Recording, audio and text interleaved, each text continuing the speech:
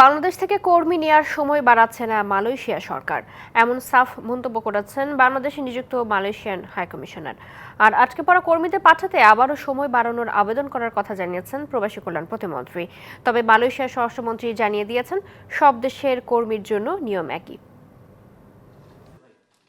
মালয়েশিয়ায় কর্মী নিয়ে চলমান সংকটের মাঝেই প্রবাসী কল্যাণ প্রতিমন্ত্রীর সাথে সাক্ষাৎ করেন বাংলাদেশে নিযুক্ত দেশটির হাই কমিশনার হাজনাহ মোহাম্মদ হাশিম। প্রায় ১.৫ ঘণ্টা চলে বৈঠক। পরে গণমাধ্যমের মুখোমুখি হয়ে হাই কমিশনার বলেন, বাংলাদেশের শ্রমিকদের জন্য আলাদাভাবে সময় বাড়ানোর সুযোগ নেই। বাংলাদেশের কর্মীদের এই ভোগান্তি সম্পর্কে কুয়ালালামপুর ওয়াকিবহাল। তবে ৩১ মে পর্যন্তই শেষ দিন নির্ধারিত থাকায় বর্তমানে সেটি পরিবর্তন করা সম্ভব নয়। এদিকে প্রবাসী কল্যাণ প্রতিমন্ত্রী বলেন, নাকচ হলেও সময় বাড়ানোর আবেদন করে যাবে সরকার। এছাড়া ক্ষতিগ্রস্ত সকলকে ক্ষতিপূরণ দেওয়া হবে বলেও আশ্বস্ত করেন। কাদের দ্বারা এই সমস্যার সৃষ্টি হয়েছে এই সমস্ত জিনিস খুঁজে বের করার জন্যই আমরা তদন্ত কমিটি করেছি।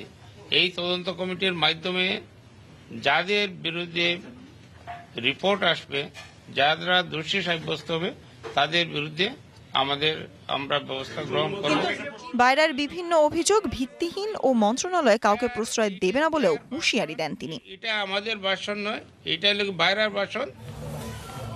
অন্যদিকে মালয়েশিয়ায় কলিং ভিসায় বাংলাদেশি সহ বিদেশি শ্রমিকদের দেশটিতে প্রবেশের সময়সীমা আর বাড়ানোর সুযোগ নেই বলে জানান দেশটির স্বরাষ্ট্রমন্ত্রী। এখন সময় বাড়ানোর কোনো পরিকল্পনা আমাদের নেই। সব বিদেশি কর্মীদের জন্য নিয়মকানুন একই রকম। এক্ষেত্রে মালয়েশিয়া সরকার পক্ষপাতিত্ব করে না। ২৫ লাখ বিদেশি কর্মীর বিপরীতে গত বছর ডিসেম্বরের মধ্যে ২৬ লাখের বেশি কর্মী মালয়েশিয়াতে প্রবেশ করেছে বলেও জানান তিনি। Sultana Swarna, DBC news, Dhaka.